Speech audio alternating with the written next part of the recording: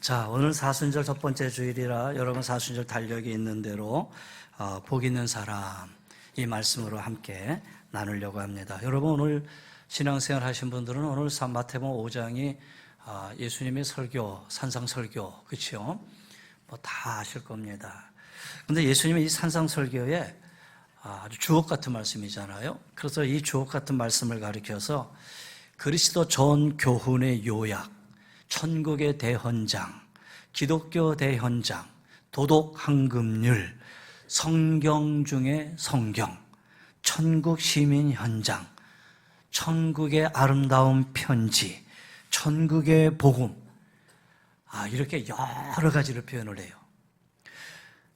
AD 4세기 어거스틴 이후부터는 이 말씀이 산에서 설교하셨다라는 뜻에서 산상설교, 또 가르쳐서 본받게 한다 그래서 산상교훈, 계속해서 가르쳐 후세에 전한다 그래서 산상수훈, 보배 같은 말씀이다 그래서 산상보훈, 이렇게 얘기합니다. 여러분 제가 말씀한 것 중에서 여러분은 어떤 것이 여러분이 그래 이게 나한테 낫겠다 생각하는 게 있습니까? 저는 개인적으로 산상설교, 산상수훈 이렇게 부르고 싶어요. 산에서 주님이 말씀하신 거고요. 그리고 이 말씀은 계속해서 가르쳐 후세에게도 전해줘야 된다.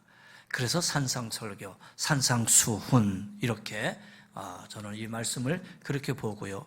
또 실질적으로 학자들 사이 속에서도 그렇게 많이 부르기도 해요.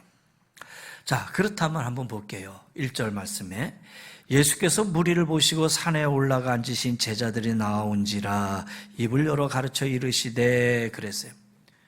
예수님이 무리를 보셨다. 무리라는 것은 개인 하나가 아니라 수많은 사람이죠. 수많은 사람들이 예수를 따랐어요. 예수를 왜 따랐나요? 예수님을 따라가면 이적이 일어나요. 아픈 자가 일어나게 되고 병든 자가 고침받고 그 중에서 다리도 저는 자가 고침받고 그 다음에 말 못하는 자가 입을 열게 되고 듣지 못하는 자가 듣게 되고 또 심지어는요 배고팠는데 오병이 이적으로 능력 기적도 일어나고 그러니 예수님 옆에는 사람들이 늘 많을 수밖에 없었다라는 거예요. 그런데 실적으로 주님이 이 많은 무리를 보시고 이들이 나를 따르면 기적을 보기 위함이 아닌가. 실질적으로 예수님의 말씀을 듣고자, 예수님의 말씀을 듣고 그 말씀 속에 내가 하나님의 말씀대로 살겠다라는 결단과 의지 속에서 따른 자들이 아니라 예수님 따르다 보면은 이런 일들, 이런 기적들이 나에게 일어나지 않을까라는 마음으로 기대하고 나갔다라는 거예요. 그래서 주님은 그들을 보시면서 그냥 좀 피하신 것 같아요. 산에 올라가셨어요. 산에 올라갔다고 보니까 산이라고 해서 우리들이 생각하는 그런 높은 산이 아니라 무려 해발 70m. 그러니까 요 정도. 우리말로 하면 한 언덕 정도 되겠죠. 여러분 저 끝에 보이는 교회가 팔복교회입니다. 성지순례 가신 분들은 다 가보셨을 거예요. 갈릴리 북서쪽에 있는 팔복, 이것도 일종의 팔복산이라고 하는데 팔복교회, 예수님이 가르치신 거기에 바로 교회가 세워졌어요. 그러니까 산이라기보다는 그냥 언덕, 조금 높은 언덕이다 이렇게 보시면 되죠. 그런데 마태는 그것을 산이라고 표현했거든요. 그럼 마태가 왜 산이라고 표현했느냐? 누가복음이나 다른 복음에 보면 산이라는 표현을 안 쓰고 있어요. 그럼 마태복음은 산이라고 쓰는 이유가 이 마태복음은 누구를 위한 복음이었냐면 당시 유대인들을 위한 복음이었어요. 유대인들을 위해서 마태가 이 복음을 썼거든요. 그렇기 때문에 이 마태의 입장에서 보면 유대인들이 이것을 볼 때에 유대인들이 가장 존경하는 자가 누구였냐면 모세였단 말이에요. 모세가 산에서 뭘 받았어요? 십계명을 받잖아요. 그럼 모세 이후에 모세와 같은 선지자가 나올 것이다 라고 그랬는데 그 선지자가 예수님이다 라는 것으로 보여주기 위해서 예수님이 산에서 가르쳤다라는 그런 의미에서 산이라는 표현을 썼을 것이다 라고 신학자들이 얘기를 해요. 근데 누가복음이나 이런 데 보면은 그냥 평지라고 얘기하고 있죠. 그러나 여하튼 그러면 언덕인데 왜 산이라고 했느냐? 이것은 틀린 것이 아니라 강조점이 다른 것 뿐이지 그렇게 너 이것을 이렇게 틀렸다라고 말할 수 있는 건 아니지요. 어떻든 많은 사람들이 예수님을 따랐어요. 그런데 보세요. 산에 올라가 앉으시니 누가 나왔느냐? 제자들이 나왔다 그랬어요. 제자들이 나왔다. 그러면 우리가 이 말씀을 볼 때, 야, 예수님이 산에 서가지고 말씀을 전하는데 밑에 수많은 사람들이 있는데, 저는 지금 감사하게도 오늘날 이 과학이 발달해서 제가 지금 마이크를 사용하고 있잖아요. 그런 저 뒷사람도 들을 수 있는데, 마이크를 끄고 제가 이렇게 얘기하면 저 뒷사람은 잘 못 듣잖아요. 무슨 말인지. 근데 이렇게 들으면 또 들을 수 있어서 참 감사해요.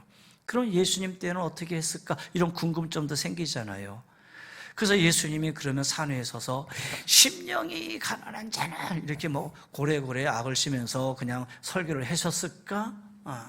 그래서 많은 학자들은 아마 예수님이 말씀하실 때는 바람이 솔솔솔솔 불어가지고 그 바람에 말이 타가지고 저 뒷사람까지 들렸을 것이다. 뭐 그렇게도 얘기하는데 뭐 그것도 좀 안 맞는 얘기 같고요. 그거는 예수님이 많은 무리들을 향해서 막 말씀을 열정적으로 그들을 향해서 가르쳤다. 그게 아니고 보세요. 1절을 보면 올라가 앉으시니 제자들이 나온지라 그랬어요. 그러면 이것은 누구에게 가르치는 말씀이에요? 그렇지요. 수많은 사람이 있었지만 수많은 사람들은 예수님의 말씀에 별 관심이 없어요.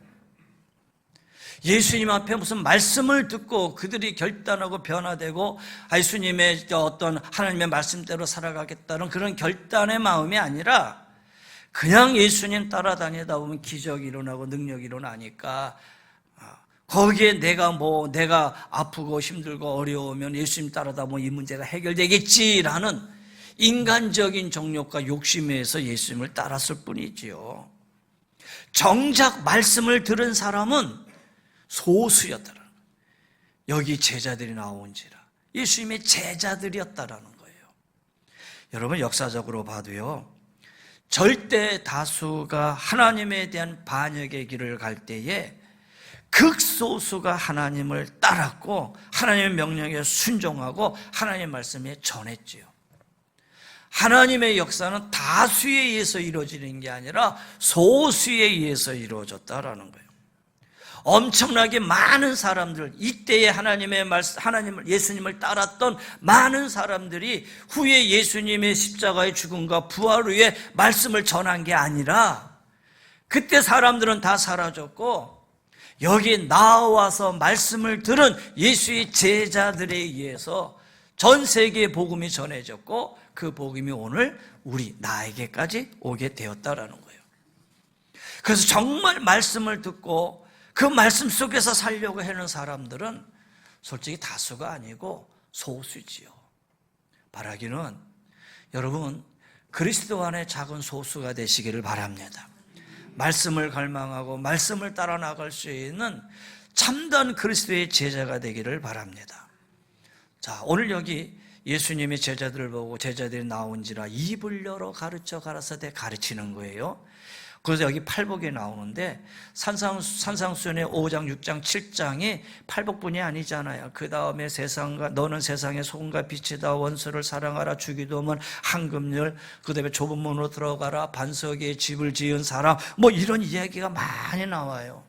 그런데 많은 교훈이 나오지만 그 많은 교훈을 말씀하시는 데 있어서 이 말씀에 어떻게 흐름이 있는가, 이 말씀을 관통하는 주제는 과연 무엇인가, 그것은 우리가 놓치면 안 되지요. 그래서 이 말씀을 하시는 데서 전체적인 흐름, 전체적인 이 말씀의 의미를 우리가 생각해 봐야 된다는 거예요. 그렇다면 예수님이 오늘 산상수훈을 하시기 이전 4장에 보면은 그 앞서서 예수님은 세례 요한에게 세례 받으시고 마귀 광야에 성령에 이끌려 광야에 가서 마귀에게 시험을 받으시고 승리하신 이후에 비로소 공생애가 시작이 되잖아요. 공생애를 시작하시면서 4장 17절에 보면 예수님의 첫 마디가 있어요. 예수님의 첫 마디는 뭐냐?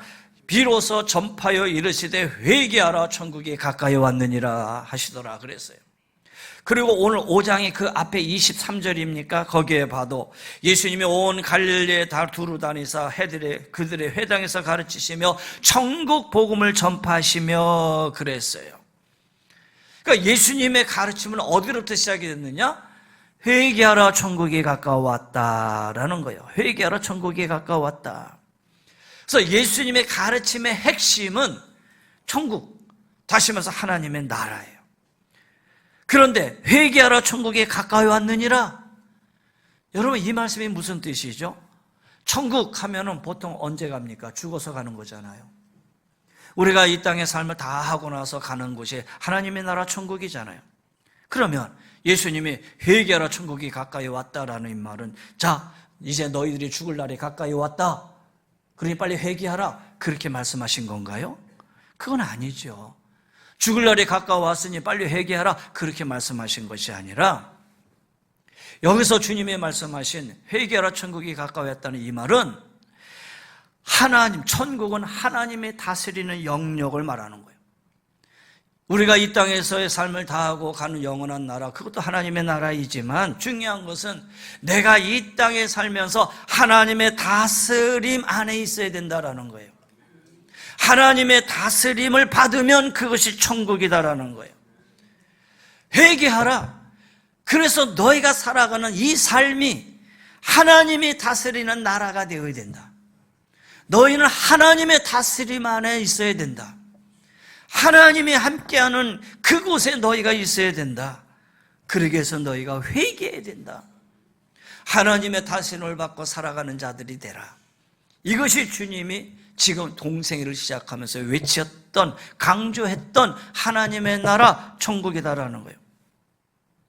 죽어서만 가야 되는 그것이 아니라 이 땅에서 우리가 경험해야 할 나라, 하나님의 다스리는 그 천국을 이 땅에서 경험하고 이 땅에서 하나님의 함께 하시는 삶을 살아라라는 거예요. 자, 그렇다면 여기 복이 8번 나오는데 팔복, 첫 번째 복을 여기서 뭐라고 얘기합니까? 심령이 가난한 자는 복이 있나니 천국이 그들의 것이며, 천국을 먼저 얘기합니다. 근데 놀랍게도 팔복, 8번째 복이 뭔지 아십니까? 의를 위하여 박해를 받는 자는 복이 있나니 천국이 그들의 것입니다. 그러니까 4장하고 5장하고 연결해 봐도 5장의 이 팔복도 뭘로 시작해서 뭘로 끝나느냐? 천국으로 시작해서 천국으로 끝난다라는 거예요. 그게 팔복이다라는 거예요. 그러니까 이 땅 안에서 살아가는데 하나님의 다스림, 하나님의 통치하심 속에 살아가기 위한 자들이 복된 자들인데, 그 복된 자로 살기 위해서는 너희 심령이 가난해야 되고 애통해야 되고 온유해야 되고 긍휼히 여기는 자가 되어야 되고, 이 말씀을 우리에게 가르칩니다라는 거예요. 그런데 7장으로 넘어가면은 산상수훈을 마무리를 하면서 7장 21절에 이렇게 얘기를 합니다. 나더러 주여 주여 하는 자마다 다 천국에 들어갈 것이 아니요 그랬어요. 주님의 공생애가 시작되는 4장부터 산상수훈 마지막 7장까지 나오는 내용을 관통하는 주제가 천국, 하나님의 나라인데, 이것이 바로 산상수훈의 핵심인데, 하나님의 나라를 왜 말씀하시느냐? 하나님의 나라의 백성은 이렇게 사는 것이다. 하나님 나라의 백성이 살아가는 모습은 이렇게 살아가야 되는 거야 라고 우리에게 보여주는 것이다 라는 거예요. 그러니 천국의 삶, 하나님의 다스리는 삶, 우리가 이 땅에 하나님의 백성들이 이렇게 살아야 된다라는 거예요. 그것이 바로 산상수훈을 통해서 우리에게 가르쳐 주시는 메시지이고 핵심이다라는 거예요. 산상수훈 가장 앞부분에 나오는 팔복, 하나님 나라에 속한 백성이 어떻게 사는 것인가를 잘 보여주잖아요. 그리고 그 다음에 나오는 내용도 그런 성도들이 예수님의 제자로서 구체적인 삶의 자리에서 어떻게 살아야 하는지를 보여줘요. 그러니까 이 팔복은 하나님의 나라 백성, 다시 말해서 오늘 여기에 예수님의 제자가 어떠한 속성인가, 본질이 뭔가를 알려주고, 그 뒤로부터는 예수님의 제자들이, 다시 말해서 천국 백성이 어떻게 살아야 되는지, 이 말씀을 오늘날로 본다면 나와 여러분이 이 땅에서 어떻게 살아야 하는지, 성도로서 그리스도인으로서 어떻게 사는 것인지를 구체적으로 보여주는 것이 5장, 6장, 7장 산상수훈이다라는 거예요. 그래서 예수님 말씀하세요. 누구든지 나를 따라오거든 자기를 부인하고 자기 십자가를 지고 나를 따라오라. 어떻게 보면 예수님을 따라가는 삶에 있어서 아주 중심적인 핵심적인 그런 말씀이죠. 이 말씀이 산상수훈의 가장 중심이다라는 거예요. 그러면 저는 설교가로서 이런 말을 할 때마다 늘 고민스럽습니다. 왜 고민스럽냐면 제 자신도 그래요. 제 자신도 너는 그렇게 할 수 있느냐? 조 목사 너는 그렇게 살았느냐? 내 스스로 이런 질문을 던지면 하나님 앞에 참 부끄럽고 주님 용서하시옵소서 그렇게 고백할 수밖에 없어요. 예를 들어서 오른밤을 만지면 왼밤을 돌려대라 말씀 있잖아요. 그럼 여러분 보세요. 오른밤을 맞으려면 상대방이 어떤 손으로 나를 때려야 돼요? 왼손으로 때려야 돼요. 그렇잖아요. 내가 왼손으로 때리면 이 사람이 오른밤을 맞잖아요. 그렇지 않으면은 오른손으로 손등을 때려야 돼요. 그러면 이 사람이 오른밤을 맞잖아요. 그럼 유대 사회 속에서 왼손으로 맞는다? 엄청난 수치예요. 그런데 더 나가서 손등으로 맞는다? 이거는 더 큰 수치예요. 모멸감이고 모욕적인 거예요. 이렇게 상대방으로 하여금 모멸적이고 모욕적으로 왼손으로 맞든지 아니면 내 손등으로 맞든지 이렇게 맞으면 얼마나 모욕적인데 그 모욕을 여러분 참을 수 있습니까? 그런데 그렇게 맞고도 이쪽도 때려주세요 이렇게 말할 사람이 있습니까? 누가 그렇게 말하겠어요? 그렇게 살았다가는 사회에서 뒤처지고 패배자가 되지 말이 안 되지 않습니까? 그런데 오늘 하나님의 말씀은 그렇게 하라는 거예요. 그러면 객관적으로 이 말씀 보면 참 주님 멋있는 말씀을 하셨네. 야 주님 참 주님이니까 이런 멋있는 말씀을 하셨지.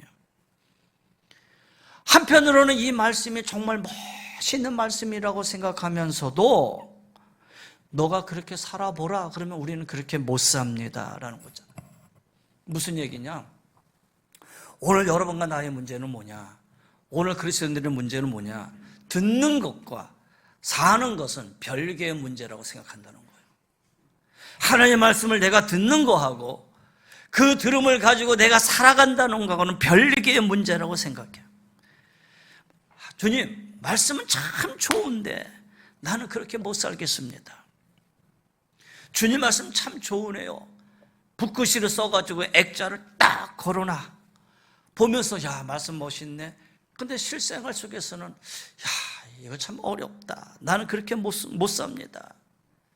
글이나 그림을 보고 멋지다고는 생각하고 보고 즐기려고는 하지만 그것처럼 말씀을 대하는 내 경우는 그 말씀대로 살려고 하는 경우는 아니잖아요. 그러나 오늘 산상설계의 이 핵심은 예수 그리스도의 제자가 이 세상에서 어떻게 생각하고 어떻게 살아야 하는가에 대해서 하나님의 기준을 말씀해 주고 있는 거예요. 예수의 제자는 이렇게 사는 거다. 다시 말해서 제자들이 나온지라 해서 제자들에게 가르치는 말씀이니까. 그렇다면 이 말씀을 보는 우리는 그리스도인은 성도는 구원받은 백성은 이렇게 사는 거야. 그리고 이렇게 살아야 한다라고 하는 동시에 이것이 크리스찬의 삶이고 이것이 성도의 삶이야. 제자들에게 있어서는 이것이 내 제자의 삶이다. 그것을 예수님이 지금 보여주시는 것이다라는 거예요. 지금 이 수많은 무리들을 봐라. 병 고침받고 기적을 체험하고 좋다고 해서 나를 따라오는데 그것이 지금 제자냐? 아니다라는 거예요. 많은 사람들이 예수를 믿는다고 하는데 그 많은 사람들이 참 성도냐? 아니다. 이렇게 사는 것이 제자야. 심령이 가난하고 애통하고 온유하고 그러면서 예수님이 제자들에게 이렇게 사는 것이 제자다. 이렇게 사는 것이 크리스찬이다. 라는 것을 지금 가르쳐주고 있는 거다라는 거예요. 여러분 6장 8절에 가보면 그래서 이런 말이 있어요. 마태는 6장 8절에 보면은 그러므로 그들을 본받지 말라. 그러므로 그들을 본받지 말라. 누구예요? 이방인들 얘기하고 있단 말이에요. 마태는 유대인들을 위한 복음이라고 그랬어요. 그래서 예수님의 말씀을 마태는 쭉 기록을 하면서 예수님이 하신 말씀 중에 너희는 그들을 본받지 말라라는 이 말씀, 어떤 자들이에요? 이방인들, 하나님을 모르는 자들, 당시의 종교 지도자들, 바리새인과 서기관들, 그들을 닮지 말라라는 거예요. 하나님을 모르는 하나님을 모르는 세상 사람들처럼 살지 말고, 잘못된 신앙을 가진 종교 전문가처럼 살지 말고, 너희는 내 제자요, 너희는 하나님의 백성답게 살아라. 여러분, 이것이 5장, 6장, 7장 산상수훈의 요약이다라는 거예요. 그런데 문제는 이미 말씀드린 대로 여러분과 나의 문제는 뭐냐? 우리는 이 세상과 너무 비슷하다는 거예요. 안 믿는 사람과 믿는 사람이 별반 다를 게 없다라는 거예요. 생각해 보세요. 예를 들어서 돈 문제가 걸렸다고 생각해 보세요. 내가 예수님을 믿기 때문에 안 믿는 사람과 다른 모습을 보일 수 있습니까? 아니잖아요.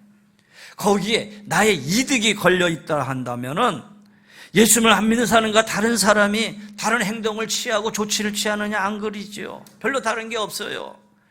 나의 이득이 걸린 일인데 피가 터지고 머리가 터지도록 싸워서 내 이득을 챙겨야지요. 그러니까 세상 사람들이 볼 때는 믿는 자나 안 믿는 자는 별반 다른 게 없다라는 거예요. 똑같다라는 거예요. 그렇다면 믿는다는 건 뭐냐는 얘기죠. 예수님을 믿고 따르는 제자가 도대체 뭐냐라는 것이죠. 그래서 예수님이 너희는 이렇게 살아야 돼. 심령이 가난해야 되고 애통할 줄 알아야 되고 온유한 자가 되어야 돼. 왜 믿는다고 하면서 똑같이 사느냐? 그건 제자가 아니냐? 우리가 성경책을 가슴에 품고 다닌다고 해서 거룩하게 보입니까? 그 성도라고 말할 수 있겠습니까? 설교하는데 목소리 깊게 때리고 거룩하고 굵게 얘기한 데서 그게 거룩한 창, 그렇게 들리는 말씀으로 생각합니까? 하나님의 성전에 아름답고 멋있게 꾸며졌다고 해서 아름다운 성전이라고 느껴지겠습니까? 여러분, 겉으로 다르게 보인다고 나쁜 것은 아닌데 삶에서 하나도 다르지 않다면 그것이 무슨 소용이 있겠느냐라는 거예요. 그래서 오늘 말씀은 5장부터 7장까지 산상수훈의 전체적인 말씀이 다르게 살고 구별되게 살라라는 거예요.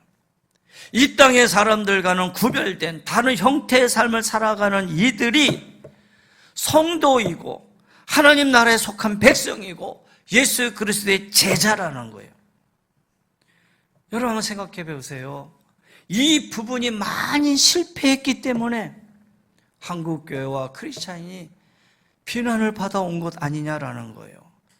안타까운 일이지요. 그래서 주님이 6장에 말씀하시잖아요. 그들을 본받지 말라. 이것도 핵심이에요. 믿지 않는 사람은 본받지 말아야 하지만 하나님을 믿는다고 하면서도 실제로 전혀 믿는 것 같지 않는 당시의 바리새인들, 사두개인들처럼 그들의 종교 지도자를 믿지 말라고, 본받지 말라라고 산상수훈을 통해서 말씀하고 계세요.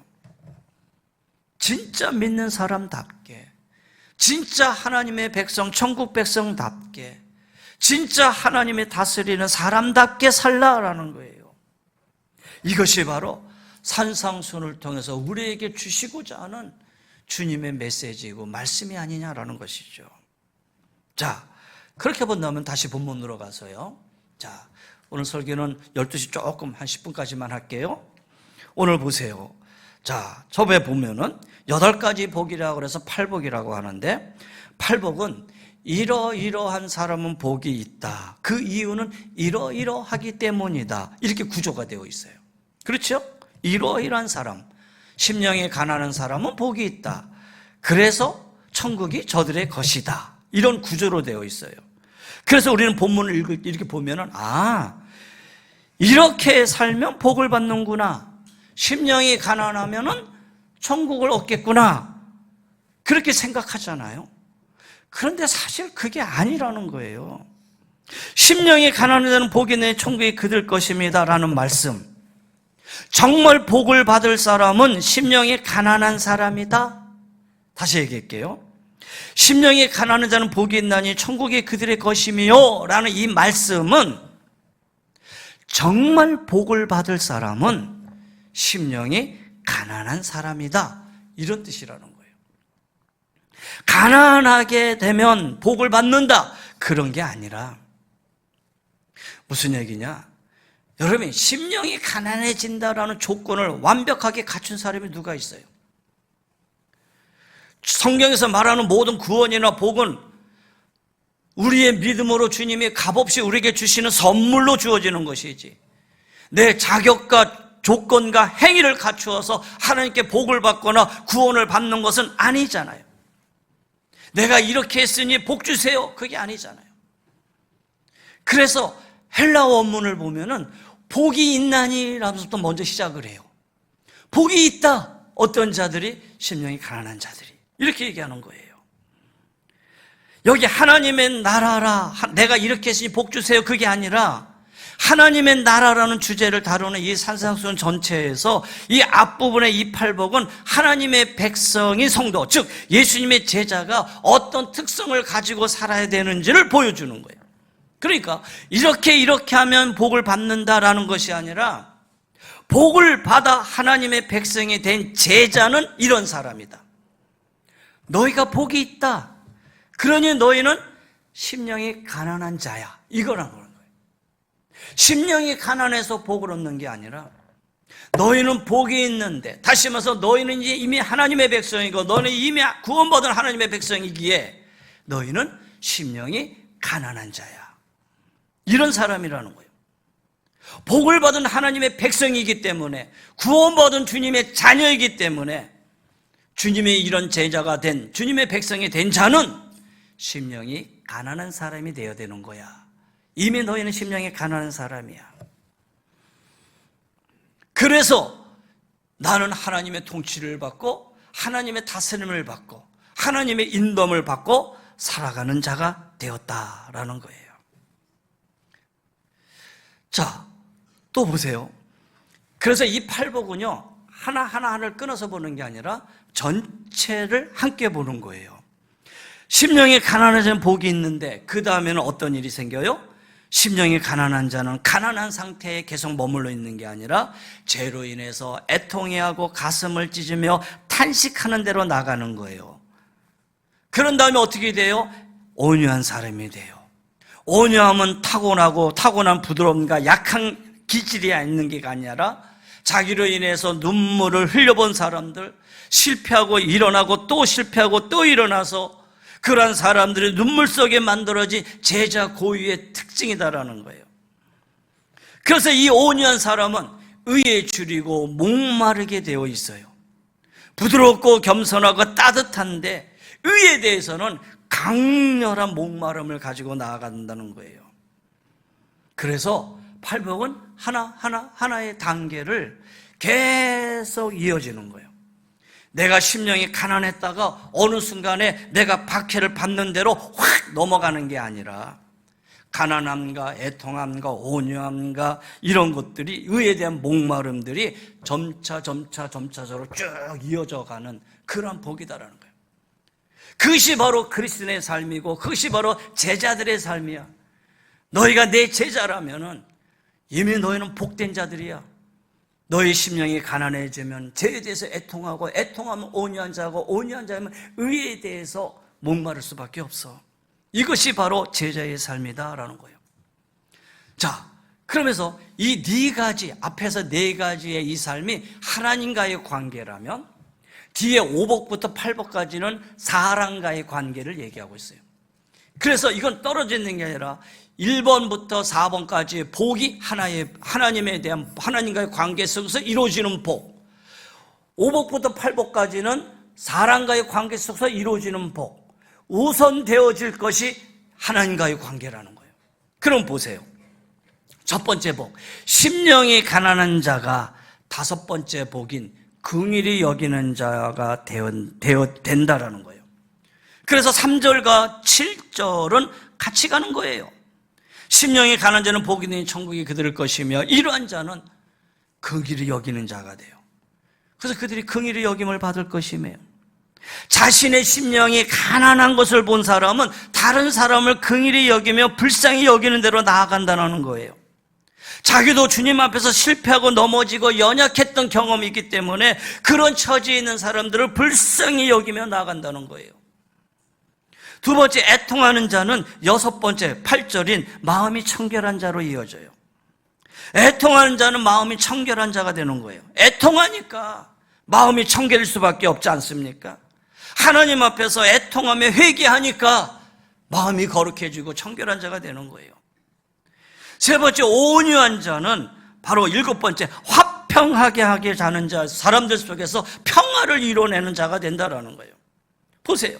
온유한 사람은 화평하게 하는 사람이 되는 거예요. 온유. 여러 가지 어려움을 겪으면서 힘들지만 그 가운데서도 자기를 단련해서 더욱더 부드럽고 따뜻한 사람이 되었는데, 그런 사람이 다른 사람들 속에서 화평, 평화를 이루는 사람이 되는 건 당연한 거 아닙니까? 그 다음에 네 번째, 의에 지르고 목마른 자는 8번째 복은 의를 위해 핍박을 받는 자, 박해를 받는 자가 된다라는 거예요. 의에 지르고 목마른 자는 의를 위해서 박해를 받는 대로 나가는 것을 두려워하지 않아요. 왜? 내가 의에 대한 목마름이 있는데 왜 박해가 두렵습니까? 안 두렵죠. 그래서 나아가는 거예요. 그래서 이 팔복을 보면 1번부터 4번의 4복까지 하나님과의 관계가 제대로 되면 5복부터 8복까지 이웃과 사람과의 관계가 자연적으로 이루어진다는 거예요. 그래서 이 8가지 전체는 하나님의 백성답게 살아라, 이렇게 사는 것이 복된 것이다. 이것이 그리스도인의 삶의 자세고 이것이 제자들의 삶의 모습이 아니냐라는 거예요. 모든 연결점이 바로 이 팔복에 있는 거예요. 하나하나 동떨어진 것이 아니라 이렇게 단계별로 연결되어 있고 앞부분과 뒷부분에 서로 연결되어 있다는 것을 기억하면은 팔복을 보는 데 있어서 너무 은혜가 되는 거예요. 아, 나는 심령이 가난해. 근데 애통할 수가 없어가 아니라는 거예요. 첫 번째 심령이 가난해지는 순간, 여러분, 나는 죄에 대해서 울 수밖에 없고 애통할 수밖에 없고, 죄에 대해서 애통하고 죄에 대해서 회개하니 내 심령이 온유할 수밖에 없고, 온유하고 나니 하나님의 의에 대해서 줄이고 목마른 자가 되고 말씀 앞에 나갈 수밖에 없고, 그렇잖아요. 이렇게 하나님의 관계가 회복되고 보니까 모든 사람이 긍휼히 여겨지고 불쌍히 여겨지고 내 마음이 청결해질 뿐만 아니라 의를 위해서 모든 사람 안에서 화평을 이루게 되고 의를 위해서 박해받는 것을 두렵지 않는 자가 된다라는 거예요. 자, 사순절을 보내고 있습니다. 여러분, 그리스도인다운 삶을 사시기를 바랍니다. 할렐루야. 결론적으로 말씀을 드리죠. 문제는 제가 앞서서 얘기한 것처럼 이렇게 살아야 되는데 이렇게 산다는 것이 쉽지가 않아요. 그렇잖아요. 이 내용을 알기는 알고 깨닫긴 깨달음에도 불구하고 실행하며 산다는 거 쉽지 않아요. 그래서 우리는 어떻게 해야 돼요? 성령의 도우심으로 살아야 돼요. 할렐루야. 성령님 내 마음을 주관하시옵소서. 성령님 나를 붙들어 주옵소서. 주님 앞에 심령이 가난한 자로 서기를 원합니다. 애통하며 온유하며 의에 줄이고 목마른 자로 살기를 원합니다. 이것이 바로 이 땅에서 하나님의 나라를 이루며 살아가는 자들이에요. 하나님의 통참 속에 붙들려 살아가는 삶의 자세다라는 거예요. 우리의 마음속에 정말 하나님의 나라의 기준으로 살겠다고 하는 그런 결단이 내 앞에 서면은 성령이 나를 붙들어 주시고 성령의 인도하심에 따라 이렇게 살아갈 수 있는 것이다라는 거예요. 좋은 말씀이네. 맞아. 그래. 참 좋다. 그렇게 끝나는 게 아니라 사순절을 통해서 내가 정말 이 말씀대로 살아야겠구나. 그렇게 결단하면서 나아간다면 여러분, 오늘 이 사순절이 우리의 결과 헛되지 않고 우리의 믿음과 신앙이 한 걸음 더 올라갈 수, 성숙해 갈 수 있는 귀한 시간이 될 줄 믿어요. 여러분, 여기 연세 드신 분들 있고 젊은 분도 많이 계시잖아요. 우리의 삶이 몇 년이 남았는지 아무도 모릅니다. 지난 명절 기간 일주일 지내면서 저희 교단에 PM4라고 하는 그 북한 선교 운동을 하는 그 목사님 한 분 계셨어요. 오성훈 목사님이라고. 초교파적으로 통일 운동을 해서 많은 우리 교단의 아주 인재 중에 한 분이었어요. 그래서 그 주빌리 구국 운동이라고 우리나라 전역에 주빌리 구국 운동을 막 일으키면서 기도하고 하는 그런 목사님인데, 주빌리 구국 운동을 우리나라에서만 하지 말고 전 세계에도 하자. 그래서 독일, 영국, 미국 해서 막 그렇게 다니면서 구국 운동의 지부를 만드는 일을 하셨는데, 영국 런던에 가서 그 일을 하고 영국 런던에서 공항에 나와서 비행기를 탔는데 비행기를 타서 앉자마자 쓰러졌어. 그래서 비행기가 이륙하기 전에 멈춰가지고 데리고 나왔는데 병원에 갔니 그냥 죽었어요. 우리 교단의 목사님들이 다 저도 아니까 그 목사님 알고, 근데 젊은 목사님이에요. 50대 이제 중반 된 목사님인데. 그래서 참 안타깝다. 어떻게 이 많은 일을, 또 복음 통일을 해서 이렇게 일하는 분들 하나님이 이렇게 데려가셨나. 과로사, 심장 과로사. 그런 거 보면은 우리의 인생이 우리 뜻대로 되느냐? 그렇지 않아요. 그 시신을 이제 한국으로 모셔와야 되는데, 한국으로 이제 이렇게 시신을 데리고 오는 이 비용이 만만찮더라고요. 그렇잖아요? 비용이 엄청 많이 드는데, 거룩한 빛 광성교회에서 그 비용을 다 한 2천만 원 드는데 그 비용을 다 대기로 했대요. 그래서 이제 이번 주에 와서 이제 장례를 치른다고 하더라고요. 자, 왜 이 얘기를 하느냐? 여러분, 우리의 인생이 많은 것 같지만 많은 것 같지 않아요. 여러분, 금세 지나갔잖아요. 어느덧 내 나이가 60이 되고 70이 되고 80이 되고, 내가 은혜제일교회 온 지가 40대였는데 내가 60대 넘을 줄 어떻게 알겠습니까? 너무 빨리 지나갔다. 이루는 것도 없고 한 것도 없고 하나님 뵈볼 때 늘 부끄러운 마음뿐인데, 그렇게 생각하면 우리들 자신이 늘 하나님 앞에 겸손해질 수밖에 없어요. 여러분의 삶은 어떻습니까? 여러분, 세월이 너무 빨라요. 이 짧은 인생 동안 내가 무엇을 위해서 살았는지, 그냥 썩어 없어질 것을 위해서 살지는 않았는지, 정말 영원한 것을 위해서 내가 추구하고 결단하며 살아왔었는지, 그냥 하루 살고 하루 사는 것에 바빠서 정말 하나님의 말씀을 잊고 살았는지는 않았는지, 여러분, 이 하나님 말씀 앞에 한번 우리 자신을 돌아보십시다. 젊다고 자만하지 마시고, 나이 들었다고 실망하지 마시고, 우리가 하나님 앞에 정말 크리스찬다운, 성도다운, 주님의 제자다운, 우리 교회에서 쭉 오시면서 장로님 되고 권사님 되시고 안수지사님 되셨는데 정말 장로님다운, 권사님다운 그런 삶이 우리 앞에 있었는지, 사랑하는 성도 여러분, 주님은 우리의 성품이 변화되고 우리의 가치관이 변화되고 우리가 추구하는 목표가 바꿔지기를 원하고 계셔요. 그렇다고 해서 이 땅에서 고생만 하라는 거 아니에요. 우리가 산상수훈의 삶을 살 때에 고생은 할 수 있지만 이 땅에서 소위 성공을 거두고 잘 될 때 그게 목표가 아니라 그것을 통해 하나님이 맡겨주신 사명을 다하는 삶, 주님의 기준으로 살아가는 삶을 이 세상에 보여주라는 거예요. 주님을 모르는 분들에게 주님 안에서 사는 삶, 예수님을 믿는다고 하는 것이 뭔가를 보여주라는 거예요. 예수님을 믿는 것에 대한 핵심이 이런 거야.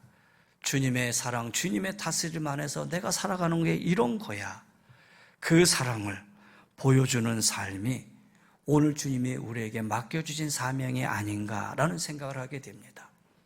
그래서 저는 이 산상수훈, 가르쳐 후세에 전하고 지키게 하는 것이다 그래서 많은 말들이 있지만 이것을 산상수훈이라고 하는 이유가 여기 있는 거예요. 그래서는 어떻게 해야 돼요? 성령의 도우심으로 이것이 가능해요. 성령님이 여러분을 붙들어 주셔서 여러분의 삶이 먼 훗날에 야, 우리 목사님이 이렇게 사셨지, 우리 장로님이 이렇게 사셨지, 우리 권사님 정말 성도다운 삶, 크리스찬다운 삶을 보여주셨지, 이것이 후세에 그리스도인의 삶을 나타내고 보여주는 삶으로 전해질 수 있는 여러분이 산상수훈의 교훈을 여러분 시간 있을 때 묵상하시면서 이런 삶 속에 주님의 거룩함을 이 땅에 이루며 살아갈 수 있는 귀한 믿음의 삶들이 다 되시기를 주의 이름으로 간절히 권면하며 축원합니다. 기도하십시다.